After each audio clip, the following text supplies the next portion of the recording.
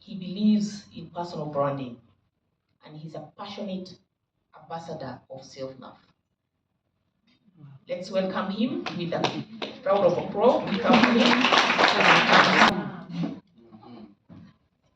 So thank you very much, our director, Mary, who has actually built our capacity to start our businesses, to start and grow our businesses. Director Suaia, the leadership of KEPSA, ladies and gentlemen. Habari zenu? Habari zenu? Yes. Kwa nini hatufurahi Kenya jameni? Unajua? I'm Dr. Eliud Mutwili, I'm Director Gender, and as you have been informed, I'm an ambassador for self-love. I love myself. Do you love yourself? Yes. Then why are you? Kwa nini hamuna furaha? Konayo. So, thank you very much. Tuko na furaha tele. In other words, we believe in ourselves. I believe that everyone matters and is a walking brand. Okay? When you are here, you came alone. And in the mini version of yourself, you matter and contribute significantly to the growth of this country.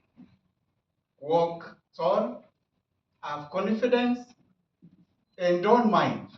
Okay? If people don't notice what you do, God rewards things that we even do in secret. True or false? True.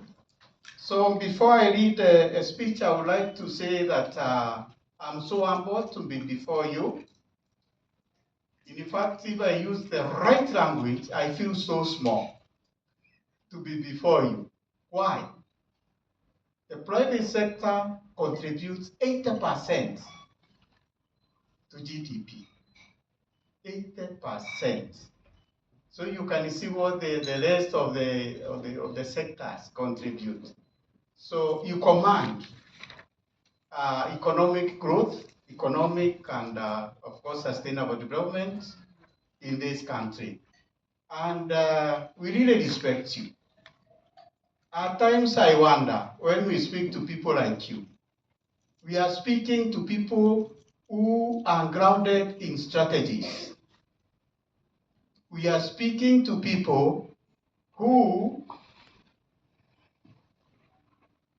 have knowledge and skills for time management, isn't it? Mm-hmm. We are speaking for employers in this country because we employ the largest population of people in this country. So in the State Department for Gender, I bring greetings from the PS and the entire leadership, and I humbly encourage you to continue participating in building this country. Women as well as men today, because men, where are you? Men who are here to support this cause contribute so much. And a woman is not monolithic. A woman is one multiplicity. You are human. You are an employer. You are my mother, my spouse, my daughter. So we are not talking of foreigners out there, isn't it? Mm-hmm. We are talking of our very own.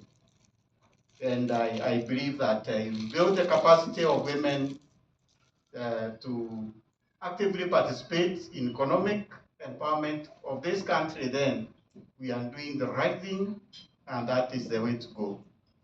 So allow me also inform you that I came with another officer who is seated somewhere, maybe at the back. And Peter, you are here. Peter is there. And Peter, it's climate smart agriculture. So we want also to build the capacity of our people in climate smart agriculture. So without much ado, please allow me to read the speech for the PS, and we continue participating. Let us have confidence, we accept ourselves. There are 3 things that I don't like us to do, that I will discourage you to do it. Please let us not complain, okay? I humbly ask you, we stop complaining. There's a lot of unnecessary complaining. Life is too short. Why are we complaining? Do something. Let's stop condemning. Why do we condemn other people? Okay? Condemning is negative energy. All right? Let's do a little bit of criticizing. Those 3 C's are enemies of development. Okay? So wherever we are, let's avoid the 3 C's: complaining, criticizing, condemning, and we live harmoniously, so that we are able to surround ourselves with positivity. So, distinguished guests, ladies and gentlemen, I'm pleased to address you today on the transformative efforts being undertaken by the ministry in charge of gender to foster a true enabling environment for women-led enterprises in Kenya. Women entrepreneurs are the heartbeat of our economy, and empowering them is a strategic necessity for inclusive and sustainable development. The government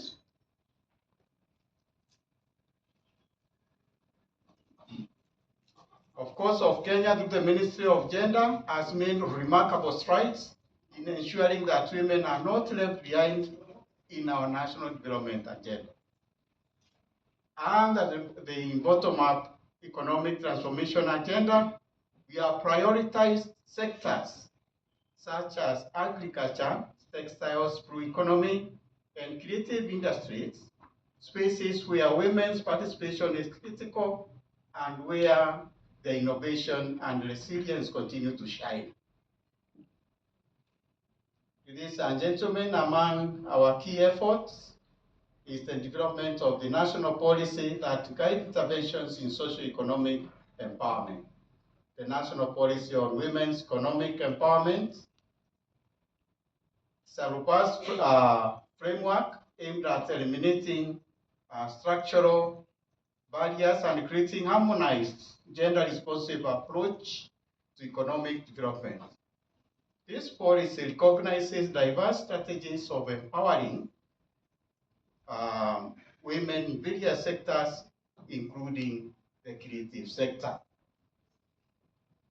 Through women economic empowerment, we are aligning our national priorities with sustainable development goals, emphasizing gender equality and inclusive economic growth.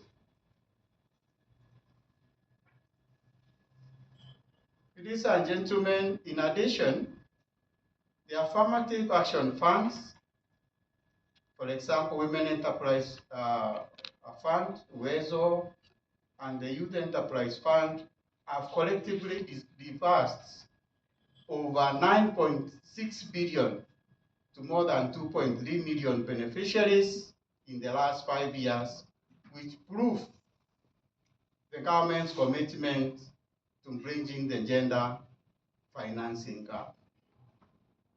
And I want to believe that quite a number of us have taken advantage of these funds. And we thank those who have already given testimonies of how the funds have been helped them to start and grow their businesses. We are aware that financial support alone is not enough. Like the director said, we don't need the money all the time. There are other skills that we need, knowledge and skills.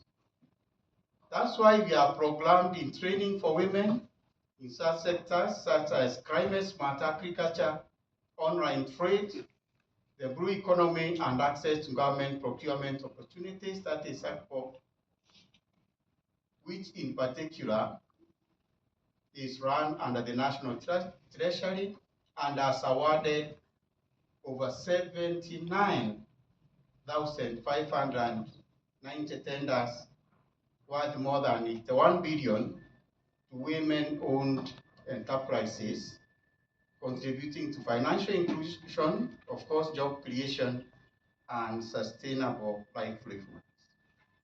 Moreover, to increase formalization and digitization, we are leveraging platforms like eCitizen, making it easier for women to register businesses, access funding, and connect with regulatory agencies such as the Micro and Small Enterprise Authority, that's MSEA.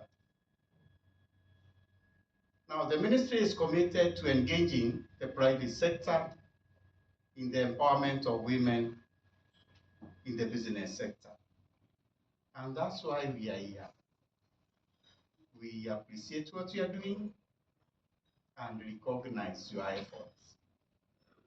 The government is working with stakeholders across both public and private sectors, including the MasterCard Foundation, Young African Works, Safaricom Foundation's Pamoja and Ndoto Zetu initiatives, and banks running women in business programs to ensure women entrepreneurs have access to funding, of course, training and marketing. Now, additionally, through programs such as Market Access and Export Facilitation, supported by Export Promotion Council, EPZ, we are helping women-led business showcase their products on both local and global stages.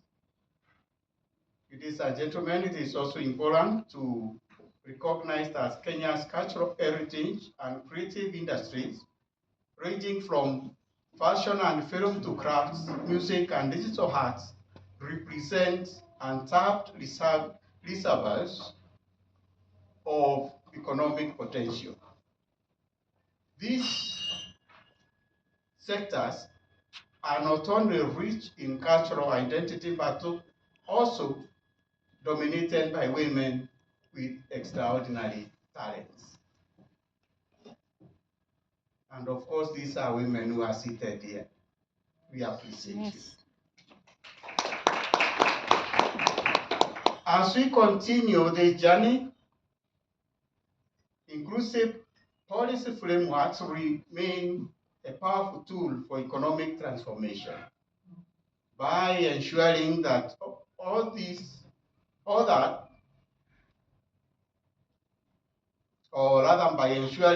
all ministries integrate gender considerations into planning and execution, we create a society where no one is, of course, left behind.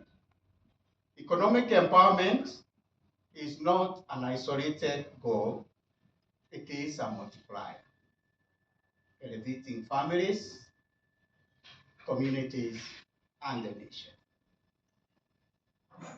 Let us reaffirm our collective commitment to supporting women-led enterprises, investing in ideas, their creativity, and their resilience. Let us build a Kenya where women entrepreneurs,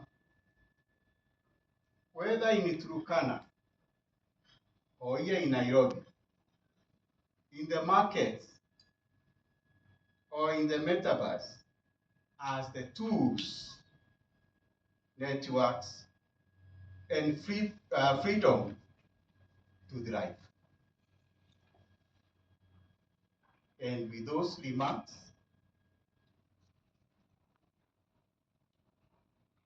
I humbly declare this meeting officially open.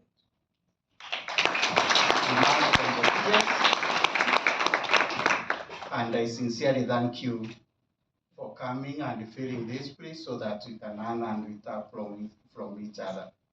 Thank you very much. God will bless you so much. We speak a word of blessing unto all of us. Thank you very much.